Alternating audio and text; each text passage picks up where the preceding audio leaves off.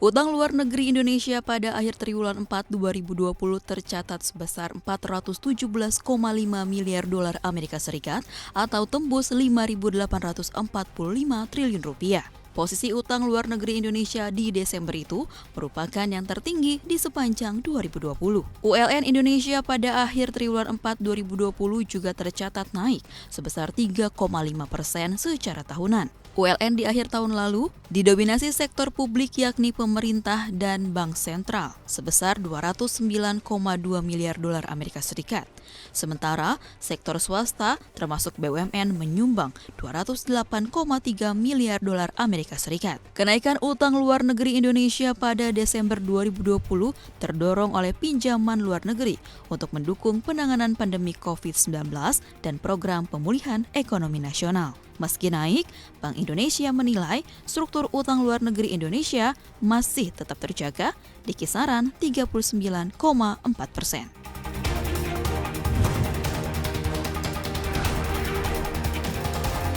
Pandemi COVID-19 membuat jurang kemiskinan di tanah air semakin dalam. Badan Pusat Statistik mencatat jumlah penduduk miskin di Indonesia bertambah menjadi 27,55 juta jiwa per September 2020. Jumlah ini setara dengan 10,19% dari total populasi. Padahal di Maret 2020, rasio kemiskinan Indonesia masih berada di level 9,7%. Kepala BPS Suharyanto mengatakan, jumlah penduduk miskin yang meningkat ini diakibatkan oleh pandemi virus corona. Menurut Suharyanto, pandemi COVID-19 membawa dampak yang luar biasa buruknya. Pandemi menghantam seluruh lapisan masyarakat, tetapi dampak untuk lapisan bawah lebih berat. 7 dari 10 responden mengaku pendapatannya pun menurun.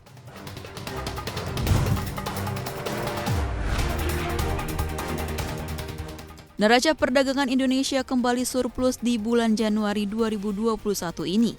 Surplus neraca perdagangan Indonesia mencapai 1,96 miliar dolar Amerika dan ini merupakan surplus untuk bulan ke-9 secara beruntun. Kondisi neraca dagang Indonesia pada Januari 2021 jauh lebih bagus jika dibandingkan posisi neraca perdagangan pada Januari 2020 di mana pada waktu itu defisit 640 juta dolar Amerika Serikat atau juga pada Januari 2019 yang saat itu defisit 980 juta dolar Amerika Serikat. Surplus neraca perdagangan di bulan Januari ini tak lepas dari kinerja ekspor yang tumbuh cukup tinggi, sementara kinerja impor masih mengalami kontraksi. Kepala Badan Pusat Statistik Suharyanto mengumumkan nilai ekspor Indonesia bulan Januari 2021 tumbuh 12,24% secara tahunan menjadi 15,3 miliar dolar Amerika. Sementara itu, impor Indonesia di bulan Januari 2020 mencapai 13,34 miliar dolar Amerika Serikat, turun 6,49% secara tahunan.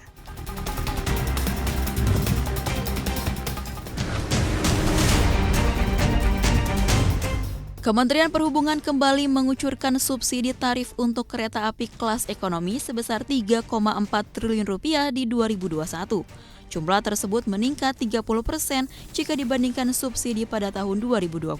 Pemberian subsidi ini untuk menjamin pelayanan kereta api hingga ke pelosok dengan memberi tarif yang terjangkau. Dirjen Perkeretaapian Zulfikri menjelaskan, subsidi kereta api kelas ekonomi yang dimulai sejak tanggal 1 Januari 2021 sampai dengan 31 Desember 2021. Rencananya, subsidi diberikan untuk kereta api ekonomi jarak jauh, KA ekonomi jarak sedang, dan kereta api lebaran.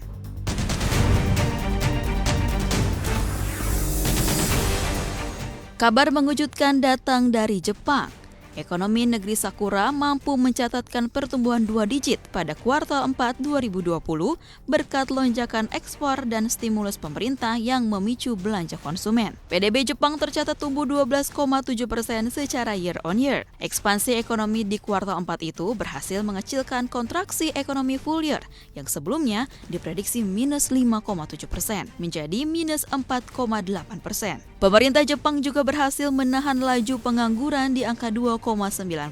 Hal ini meningkatkan optimisme pemulihan ekonomi di 2021, mengingat Perdana Menteri Jepang Yoshihide Suga berkomitmen untuk segera mengadakan vaksinasi massal menggunakan vaksin Pfizer.